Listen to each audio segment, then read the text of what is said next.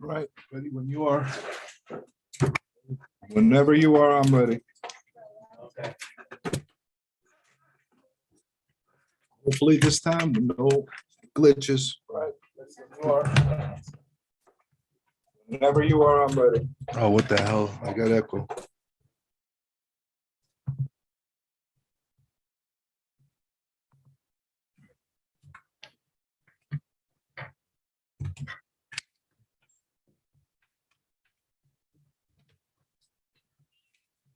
All right, we got the funky music on. All right. Hello, good evening, and welcome to the Real Estate Plate. As always, I'm your host, Nick Sakales, coming to you live from the WGBB studios here in Merrick, New York. And looks like we're starting without any major technical issues, so that's a positive sign, right? Definitely a positive sign. I'm going to take a little bit of different approach today with this show. Before I dive into the show and the content itself, I just wanted to let anybody know that I'm going to continue the same format that we've been going by over the past couple weeks. And hopefully we don't have any trolls jump on this time and trying to freak everybody out with the crazy music and sounds like they did last week. Hopefully we don't have any of those people. So like I've been doing, I have added the link, the Zoom link, to be able to enter the show, to be able to answer any questions, contribute to the radio show in any way you'd like through the live chat in YouTube. I also included it in the description over in Facebook. Now in Facebook, the thing that we've been doing that's a little bit different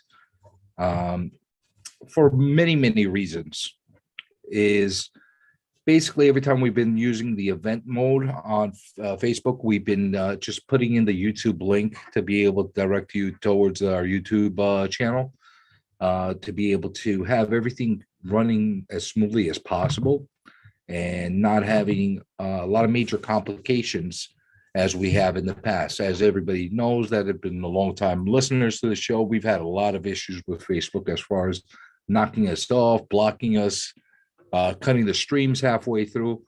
And for the most part, YouTube has been a much more steady form of being able to stream with. So for that reason and that reason alone, we've been relying on it heavily in order to keep going that route. Now, if things change on the line, we're getting more issues coming out of YouTube, we're going to have to figure out the other places. Unfortunately, I know that there's a lot of people that have listened to Facebook in the past and they enjoy the live streaming straight off of Facebook. And I will try to figure out a way to be able to do that simultaneously. I'll try my very best in order to make that happen. I just can't promise you that that's going to be the case. We're going to do everything we can, but at the same time, we do have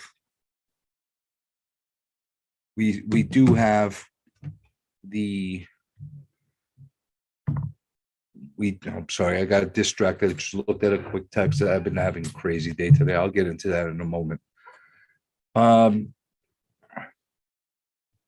We do have this platform, and again, it's recorded. So if people want to watch down the line and that kind of thing, we could definitely be able to evolve and work with that. Now, looks like we've got somebody already in the chat. Driver's seat. Whose studio is that? This is actually the WGBB studios. It's a radio station here in Long Island, New York. It's the oldest radio station in all of Long Island and longest existing one as well. We originally had our place over in West Babylon, right? For years, they were running out of the studio over there. And for the past, I want to say 3 years has it been since we moved to Merrick? Yeah, about 3 years. So fortunately, I don't know, fortunately or unfortunately, I've been around long enough to experience West Babylon, which was a complete dump. It was, come on, let's be honest. It was a complete dump. And we moved into a not as bad dump because this building is not great either. So, we're moving up. We're moving up. At least the parking lot doesn't look like you can get mugged when you walk out of the studio at nighttime. West Babylon was a little shady over there. It was dark as hell over there and that kind of thing. So it was kind of weird. Like I said, I did attach the link for anybody that would possibly want to hop in during the live stream. I'll be able to include you into the conversation if you wanted to. And at the same time, if you wanted to call in, the number here is 516-623-1240 for anybody that wants to call in by phone. Now, that being said, I might as well get into the show. We'll get into the topic of the night. And I had to take a different approach. I had to take a little bit of a different approach today. I had an entire show planned out. I was mostly, for the most part, getting ready to talk about more of the eviction moratorium, which has been on my radar. And I think we need to have a show that's dedicated just to that. And well, actually, multiple shows dedicated just to that. I don't think one show itself would justify it. And we're going to run a couple of streams that are not during radio hours that will be extended and open a platform to landlords that have been. Hey, how's it going? We're going to be doing a platform to be able to give everybody a little bit of a better understanding of what's going on, especially here in New York. But besides that, I'm going to have to, next week is going to definitely be dedicated to that. And at the same time, we'll see how we're going to be inviting other panel guests. We've done landlord roundtables in the past. Possibly we'll do something similar if I could get enough landlords to be able to contribute at the same time. That being said, I changed tones. The morning, I was getting ready to, get my day started, just like every Monday morning, get into the whole real estate mindset, and obviously prepare for tonight's show as well. Had a really good program signed up for us, but I got a call that my uncle had died, and it struck me. It was my father's brother, and it really did affect me in a different way, and started thinking. Show that I never did in the past, and the topic that I never discussed in the past, or at least not discussed it anything past glancing, was our mortality and how our deaths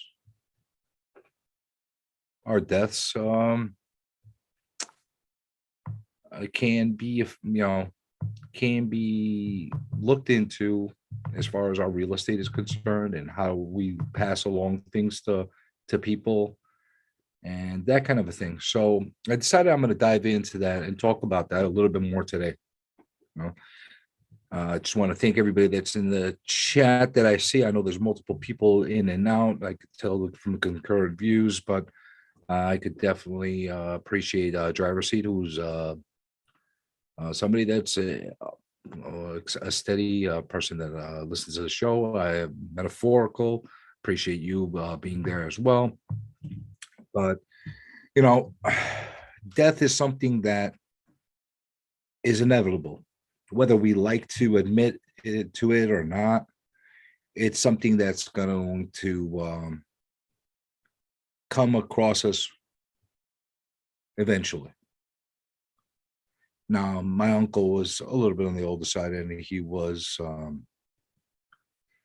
not doing well for quite a few years. And the man, he struggled, but he endured it and was able to get through it. And I'm sure that his family and he prepared, knowing that that was going to be inevitable. But what do you do in a situation like somebody like me? I'm 44 years old right now. I haven't really put that much thought into passing away. And the truth be said, I could leave from the studio, knock on wood. I could leave from the studio today, get in my car, and get into an accident. Don't want that to happen. Trevor doesn't want it to happen because then he's going to have to fill in the 6 to 7 slot every Mondays. And who's he going to find that's as good as me and charming as me? Well, he's acting like it's not listening, but that's the way it is.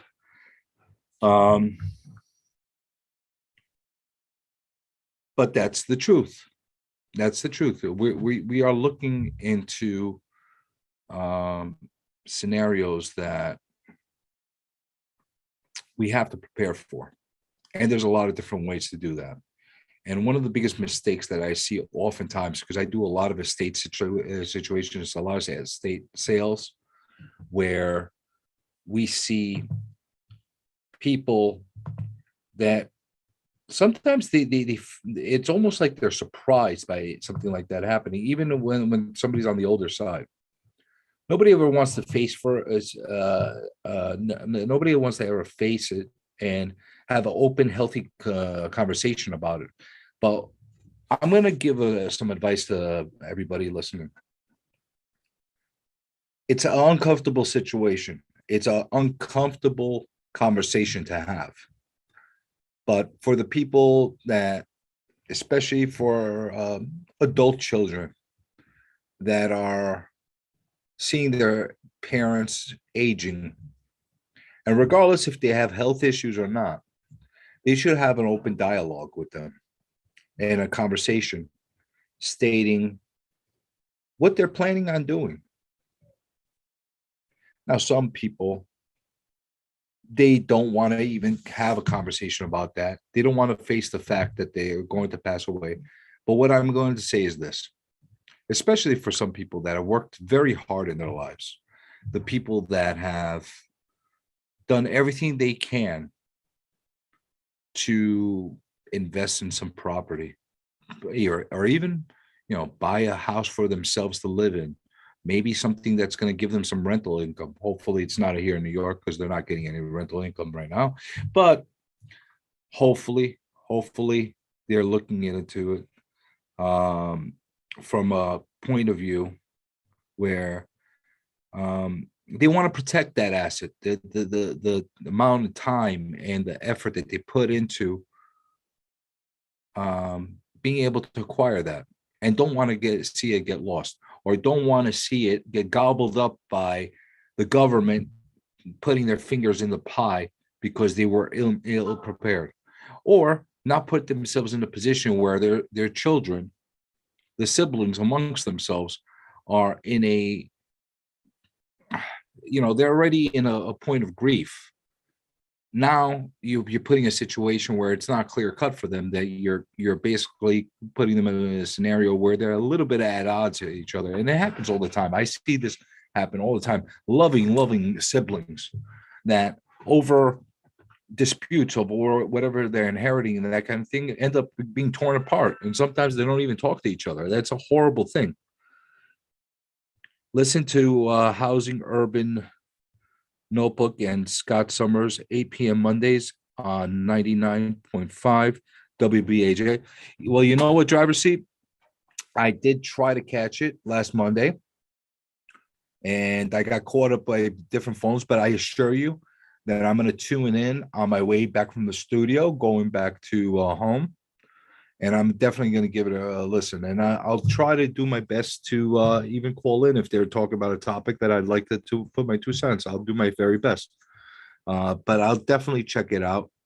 You did mention it to me before, and I have not ignored it. I'm definitely looking forward to seeing exactly what the story is on that. So I'm definitely going to check it out. And like you said, I think it's an attorney that is running that, and he's a little bit skewed on the other side. So we'll see what he has to say. We'll see what the story is. But that being said, I get situations like this where you have multiple siblings, and because it wasn't planned out right, the siblings are literally ripping each other apart over maybe what could be a house, what could be, what other assets are left, whatever the case is. But we're going to focus on the real estate. And I'm going to give you a little bit of advice. I'm going to give you some tips as far as how to prepare for it. And hopefully that helps you along the line. The one thing I'm going to make absolutely clear with everybody, I am not an accountant. I'm not a certified public accountant. The accountants know the laws in and out, at least the good accountants do, to be able to help guide you in the best way to prepare. And I'd rely heavily on the accountants over anybody that would pretend to be a financial advisor or something along those lines. They're the ones that are in tune with the laws on a daily basis. They're the ones that are doing the returns every year. They're the ones that help prepare people. And of course, if you have somebody that's putting a will together for you, an estate attorney, that type of situation, that would help as well, getting advice from them. So I'm going to give you a couple little tidbits, a little bit, a couple of little pieces of knowledge coming from me. And hopefully you take what I have to say, incorporate it with other professionals as well. And it helps guide you and it helps you put yourself in the best position and put your assets in the best position to be able to distribute and to conserve and save your wealth in any way possible. So that being said, I am going to get into the first topic, and the first item that is really important to get into, and that is the house that you're living in. It should be clearly defined of what you want to possibly do with that house down the line. If it's going to one sibling, you should put it in your will and let the children know about it. If you have multiple children, if you have one, it's a lot easier.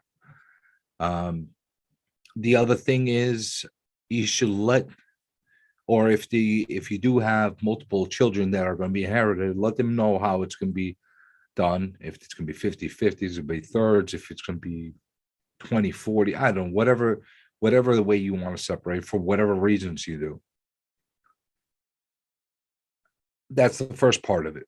The other part of it, you should have a clear communication with your children of understanding what position that house is in, how much leverage is on there, how much debt is on there, how much, what have you done, what kind of mortgage is on there. Oftentimes some people, they take these reverse mortgages where basically once how a reverse mortgage works is basically the way it sounds. It's the opposite of your conventional mortgage. Instead of you paying mortgage payments every month to the bank to pay off a property to keep it, you basically have an equity rich house that you are taking a reverse mortgage on, and the bank is actually paying you payments every month up until a certain point, and then the bank has the rights to take over your house. Most of the time, the way it works out, and that's why a lot of elderly people take it, it's their way of having additional income on a monthly basis to be able to live off of, to supplement whatever they're getting as far as retirement, if they're getting anything as retirement. And a lot of times when people take these things, it's because they don't really have anybody to leave anything to. So they don't care if there's any equity left in the house after, and if the bank takes it over. However, that's not always the case. Not always is the case where you see people that are without inheritors taking reverse mortgages. And sometimes this happens because, one, they don't know. They don't know uh, what they're signing. Basically, they really don't realize the magnitude of what they're doing and the possibility of actually losing that property. And their kids not being able to inherit it. They're just looking at it from the aspect that they're getting extra supplemental income. The other aspect of it is that sometimes they're too proud to speak to their children, even though they have financial hardships, and not looking for any help from their children, but at the same time, trying to take advantage of whatever assets they do, which is within their right to do. There's nothing wrong with that. However, if you have a clear communication and talk with your children, maybe the children want you to keep that property. Maybe they want to inherit that property. Maybe they want to take it over, and maybe they will help you. And instead of having a bank give you a reverse mortgage, maybe they'll help you by buying it out from you a little by little at a note or something like that. There's always different options. There's always different ways to approach it. And it's really, really key and really important for people to understand that. It's super important. Again, it's not a comfortable situation. It's not a comfortable conversation. Nobody wants to talk about these things. And probably the reason why I haven't tackled this up until now is because it's not a comfortable conversation for me to have. It's not something that I'm thinking about.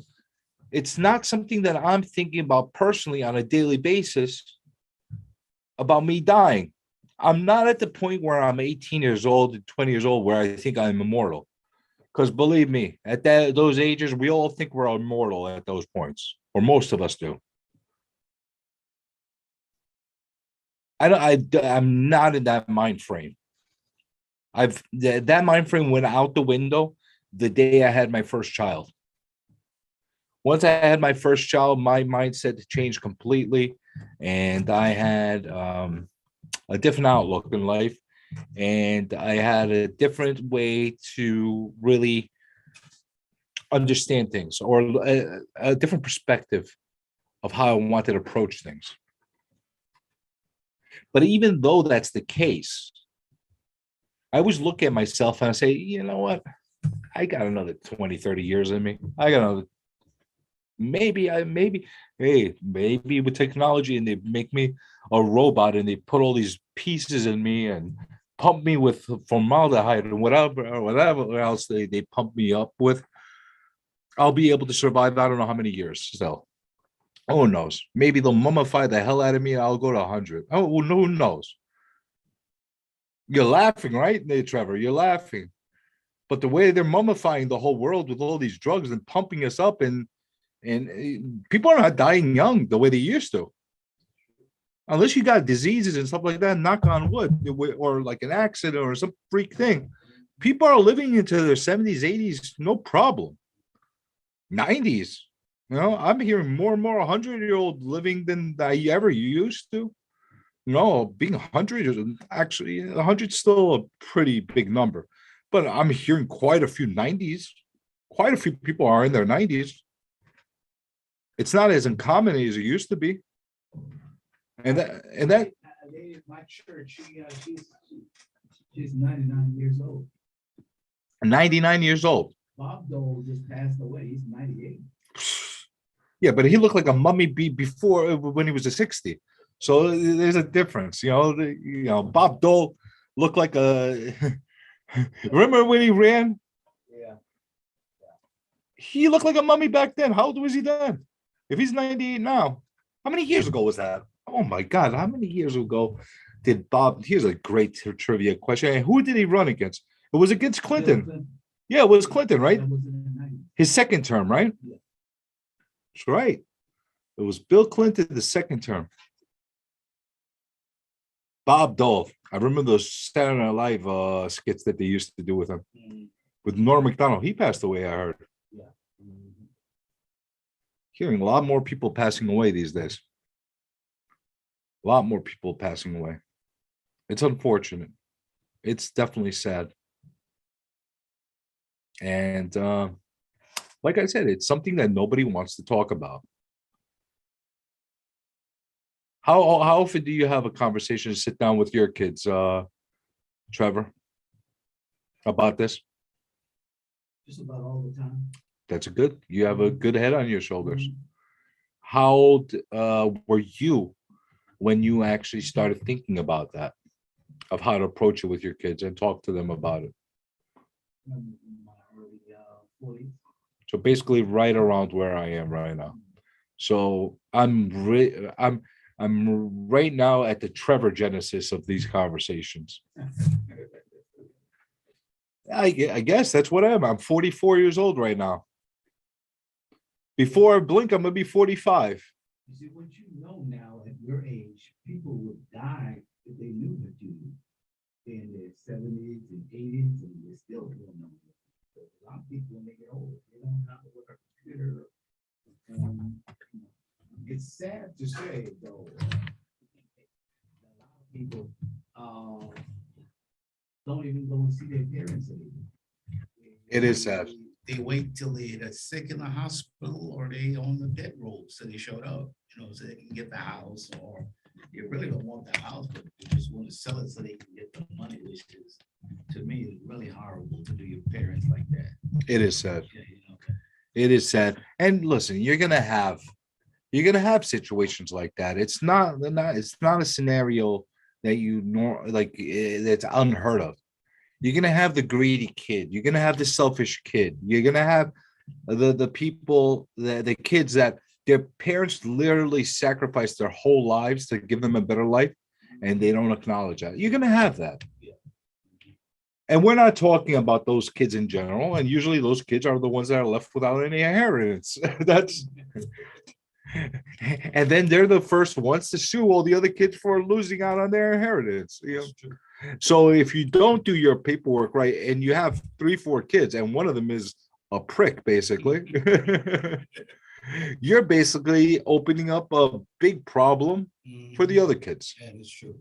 And you don't want that. You don't want all your kids to be at odds with their siblings and fighting over what? Over money? Yeah. Over their parents, like blood money. It's not what you want. Yeah. It's not what you want. So I'm at the point right now. I'm at the point where I'm I don't know if I'm questioning my mortality. I really don't. Like, odds are I'll probably be around for a few more years. How many of those years? God knows. I don't know how many more of these years, but the odds are I've got a few more good years in me. I'm thinking, but at the same time, you never know what happens. Every so often, I hear a friend of mine, I hear somebody I knew, I hear acquaintance, I hear somebody that's in my same age group that dies in a very tragic way, that passes well before their time, very unexpectedly, and because of the fact that it was at such a young age, an unexpected age, they don't really they didn't really prepare in the right way. And I think I'm going to do everything I can so I don't put my family in that position. Just recently I had to re-up my life insurance, but thankfully I acquired some assets down the line, and hopefully I could pass along the assets, and maybe the government can take whatever debt I have at that time. You think they'll take my debt? If they don't have no money, they'll give it to somebody else. Keep it for themselves. They'll keep it for themselves. Well, I don't know about that. They're gonna have somebody pay the buck. That's how it usually works. That's how it usually works. But there's ways to be able to work with it. Like, for example, if you own a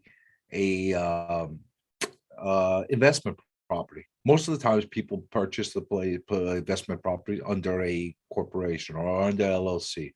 It's a way to be able to protect them with a limited liability company. That's what LLC means. That's right. Without having their private or whatever other assets they have being hit by that.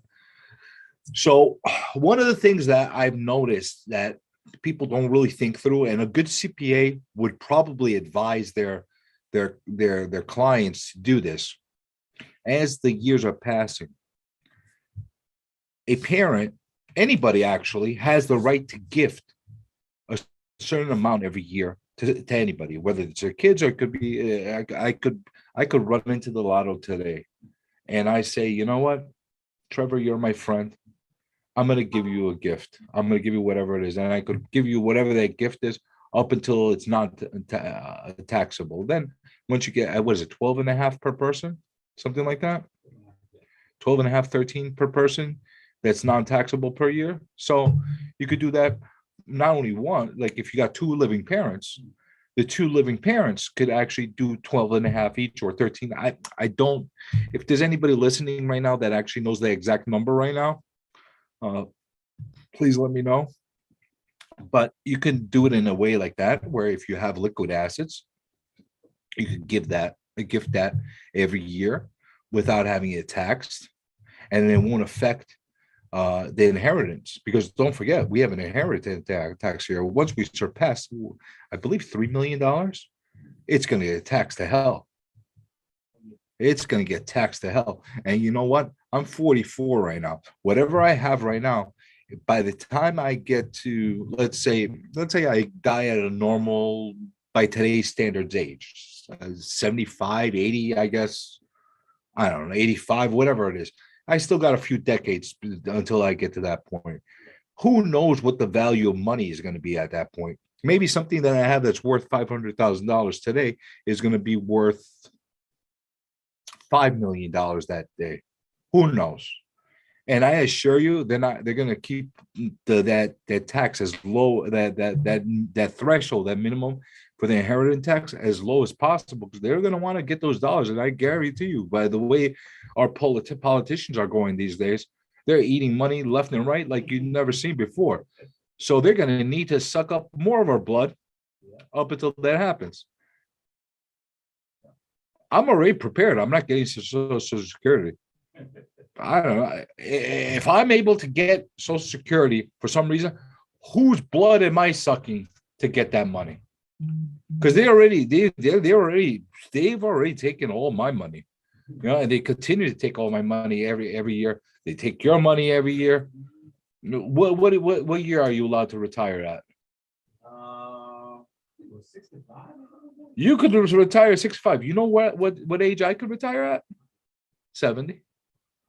Yeah, because every so often they give me a new letter that says, "Oh well, now your legal age of getting full retirement benefits from your Social Security, blah blah blah, is 66. Now it's 67. Now I'm almost at 70."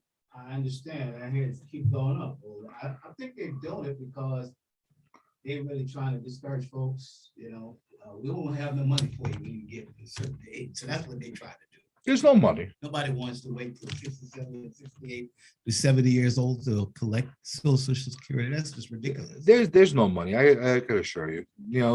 And if they do start paying us, it's going to be our official money that they keep printing out just to make up the difference, or it's going to be somebody else that they're draining dry. And I don't want to see my kids get sucked dry worse than I did. I'm hoping that they have a better life. That's why I'm trying to do whatever I can for them today. That's why my wife is doing everything she can do today to give them a better life than what we had. And then hopefully they could do the same for their kids. That's the whole plan. That's the whole, maybe I don't know, maybe it's a crazy plan, knowing that we live in this country. Maybe it's a different plan. Maybe we should think, let's have as little as possible, and let the government handle us. Maybe that's the way to do it. I don't know. I'm frustrated, and I'm venting right now, and I don't want to do that. Like I said, I wanted to grab this topic and talk about it in a really reasonable way that I think people need to start really pursuing. So the point that I was trying to make is when you have the ability to be able to gift a certain amount every year, and you do have a number of assets that are accruing, that you know that regardless of how many years you have ahead of you, you'll be able to live off of and then have a lot left over after that. Now, I don't say that for people that are living month to month or have barely enough or very little in savings. I don't suggest that. But the people that have been able to put together a really strong nest egg, that no matter how fast they burn through money, they'll still have the ability to live off of that. And they have their insurance models and that kind of thing to be able to cover themselves. So that's one way of doing it. The other way, what I was alluding to before, is since a lot of people own properties under LLCs and under corporations and that kind of veil, that type of umbrella, I think a very positive thing to do is possibly start gifting shares over the again. You have to talk to your CPA, but under any corporation you own, under any LLC, theoretically, it's meant to be a business, which you would get stockholder shares. As far as the business, when you open up a corporation or LLC, you also get that book that basically gives you those certificates that are part of it.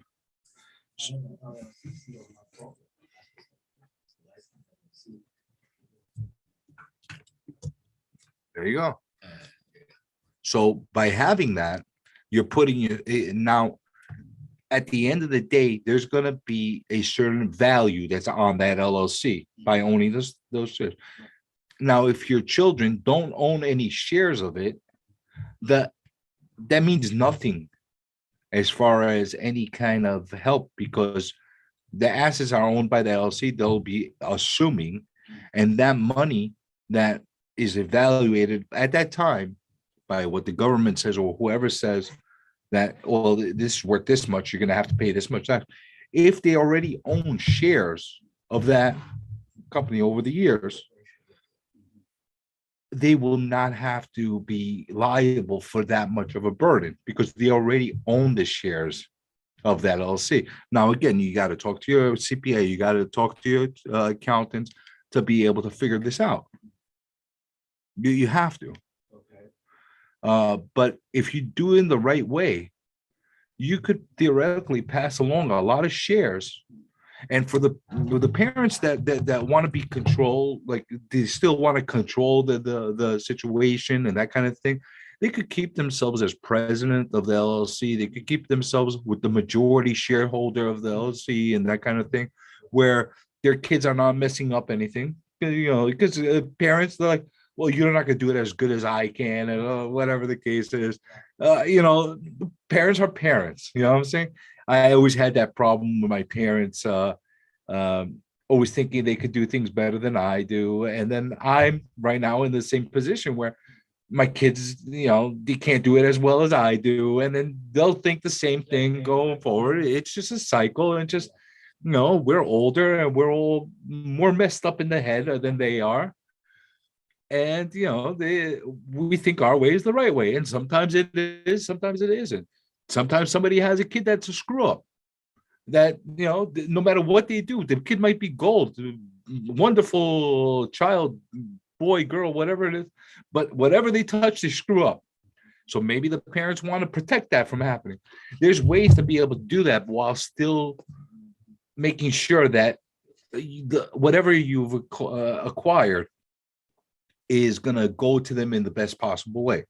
Like, wouldn't it break your heart knowing whatever you left behind to your kids? Oh, yeah. They just don't do the same thing. They're just, because like you said, they have their own mind, their own ways of doing things. They think that the parents is old fashioned and those things are outdated, and so they don't put the same value as you would on what you work so hard to get. But even if you got to that point where they do appreciate it and they put the same value, wouldn't it break your heart that before they even had the opportunity to use it or take advantage of it, it got taxed to hell and only fractions of it were left over? Or here's an even worse thing. You left an asset that was worth a lot of money, but because of the overwhelming tax burden that they had to take on, they couldn't keep that asset. They had to sell it to pay the taxes, basically. Because you don't know what financial position your kids are going to be at any given point. Maybe when I pass away, my kids might be in college age, where they basically just finished college, and maybe there's a ton of student debt that I didn't get a chance to pay for them yet. That's a lot of money. And then add on tax bills for whatever assets you possibly might have to pay. It's hard. It's tough. It's tough. Have I ever talked about this? You have a good memory. I don't think I've ever touched this topic before. It's the first time and I'm learning it too, and I'm glad that you did, because now I learned something about this. I'm hoping that I can not only help you, anybody else that has thoughts about this. And honestly, I'm not going to pretend that I'm the absolute expert in these kind of situations, because I'm not. Partially because I don't have, thankfully, my parents are still alive, and I haven't had to go through that yet. And the other part of it is I haven't prepared for it mentally on my end for my kids. Oh, okay. Got you.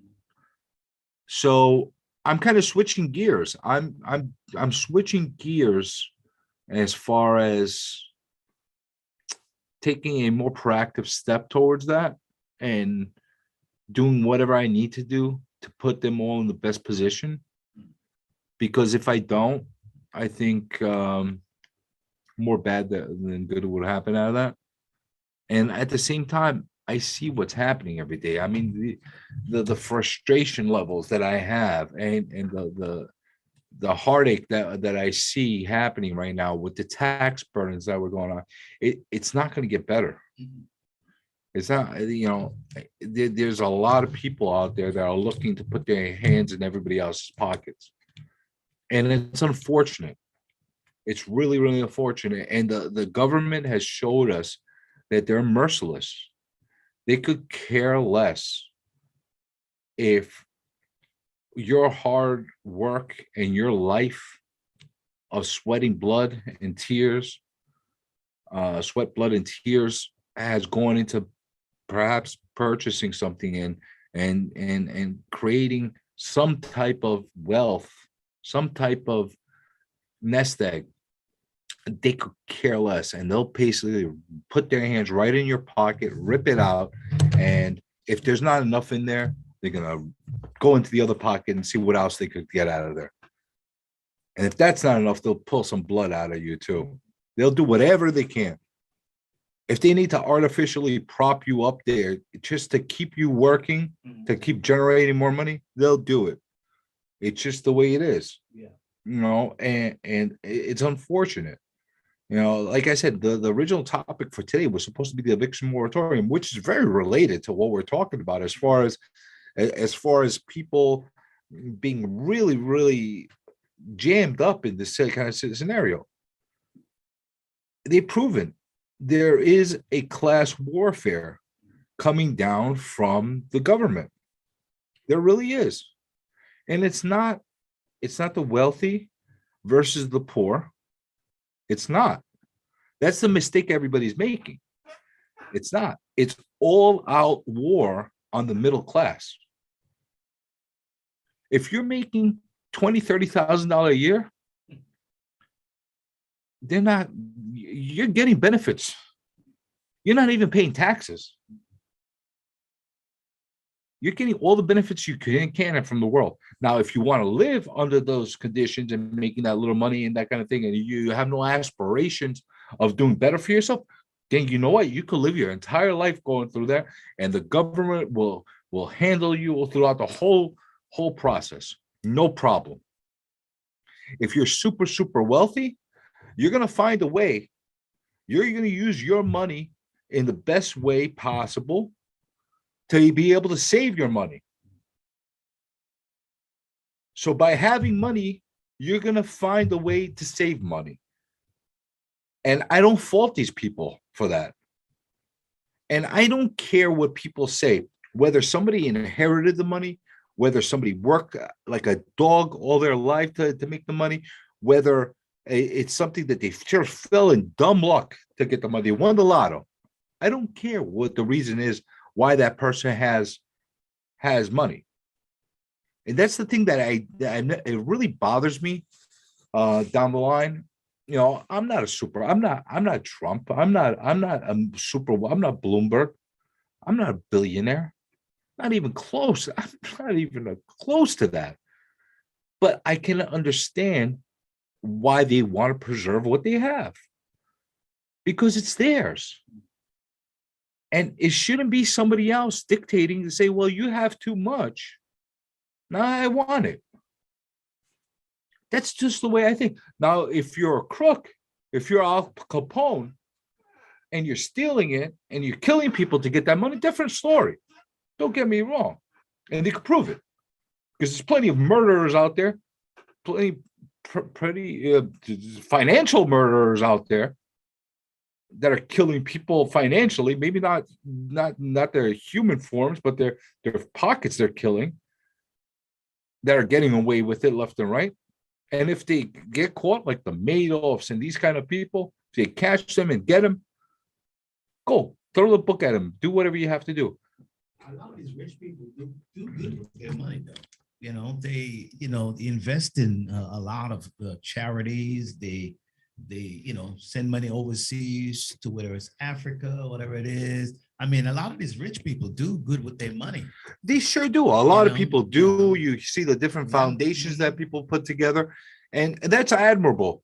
And I love it when people that have done well in their lives pay it forward to other people and try to help people that are struggling. I do appreciate that. I do love that. And I think it's a very admirable quality of a lot of people. Not all the wealthy people do that. Some people do it because of the tax benefits. Some people do it. But regardless of the reason why they do it, that's good. But even if they didn't do a thing, maybe you have Scrooge McDuck, and he loves to swim in his money. He's got a big vault of money with coins and dollars, and he just wants to make that big stack and sit on it. And he worked hard to get that money. It's his prerogative. It's his money. He could do anything he likes with it. It shouldn't be my job. It shouldn't be your job. It shouldn't be any outsider's job to tell him, well, you know what? You have too much. We're going to take some. It's not right. It really isn't right. It just doesn't resonate with me. And again, if I was a super wealthy guy, you could probably say to me, well, you did because you have. I'm not. Believe me, I'm not. Just like Trevor here. If he was Bloomberg, he wouldn't be sitting there behind the radio station and doing this for listening to Jeff. No, I'll be home. Yeah, exactly. You would be listening to Jeff ranting and raving and trying to squeeze everybody for more time slots and all that stuff. You wouldn't be doing that. No, yeah. You'd be. Well, I'm looking for my commission this week because I just signed up for a new show for $3,200. They have until March for the contract. That's good stuff. Yeah, I gave him the check on Saturday. $3,200. One for 27 and the other one was for $500. So they gave it to me, and signed him up for. But the guy, when he purchased this, he said he didn't want to work with nobody else but me. So that's how it is. So you better corner the guy when he comes back in and says, "Show me the money. Show me the money." What movie was that from? Jerry Maguire, right? Show me the money. That's what you have to do. You make him show you the money. But I'm glad we brought this show a little bit. I got a little somber and a little reflective. Like I said, this is all fresh to me right now. Like I said, I lost my uncle today. He's been in my thoughts for the whole day. And because of that, I do appreciate that, Trevor. I do appreciate that. And because of that fact, because of what it just triggered something with me as far as taking a look at my life, taking a look at what I'm doing with my kids and that kind of thing.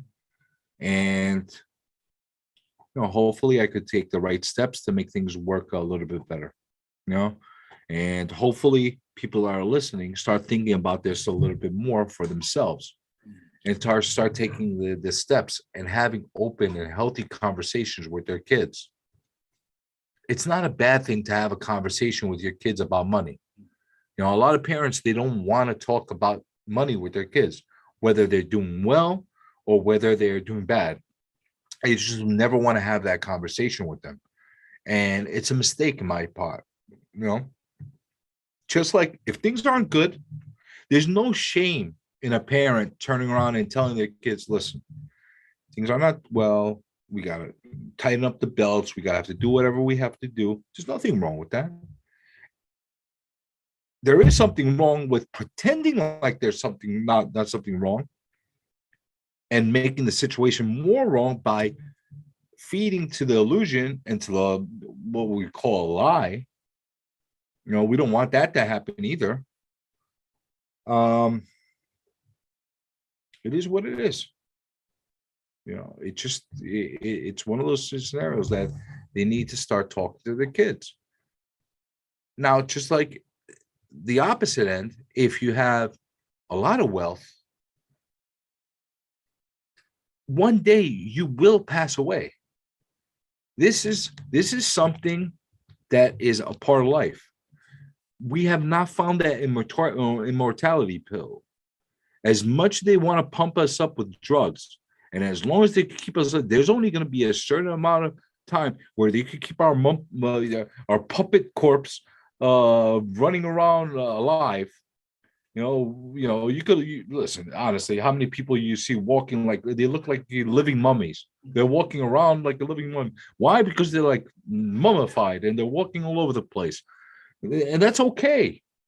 But even then, even with all these drugs that they're pumping up, with these rods that they're putting up in us, and these robot hearts and these pig hearts and everything that they're doing, and the amazing technology that they have going today that keeps us going for many, many more years than what we've ever had in history.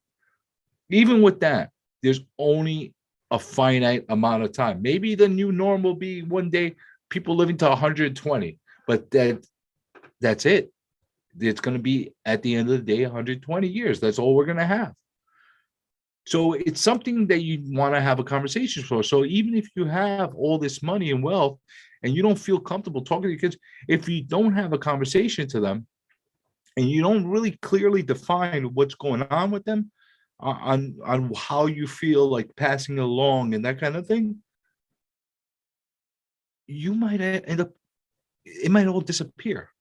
And all your work and all your efforts and everything that you worked your entire mummified life to do may not be there for them. And I feel that's much more of a travesty than anything else. I really do.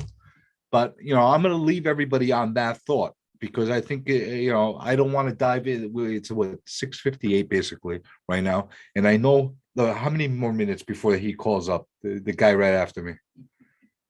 He's going to call up and say, it's my time. It's my time. Well, you know what? I'm going to keep it. Sometimes I'll leave a couple minutes early when somebody's right behind me. So it's just to give them a minute to set up. I'm going to keep it going up until 7:00 and 1 second. I'm going to keep it going to there and make sure that I take up every single second of my time. And see if he actually calls up. I know you're listening, guy. I know you're listening. What show is it again that's right after me? No party online. He's gonna party until I'm gonna keep this party going to 7:01. Just to make him call. Jeff. He's gonna go. Well, yeah, well, there you go. Jeff is the one who always get texting me. He should be calling him. He definitely should be calling him. You know, but it's like I said, I don't want to dive into another topic. There's not enough time in there. I'm just going to make sure that I let everybody know that I appreciate everybody. It's a holiday season.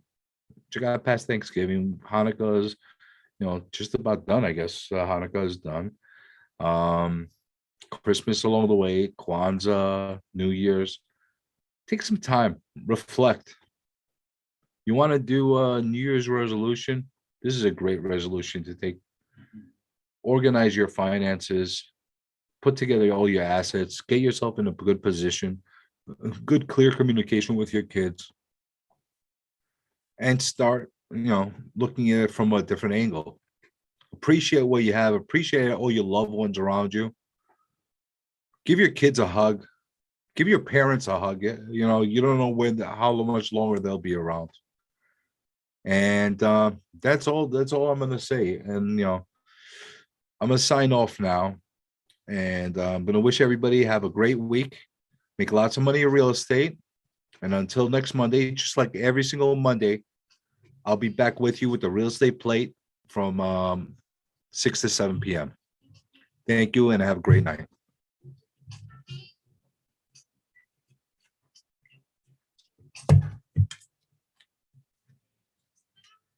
I wonder if that helped.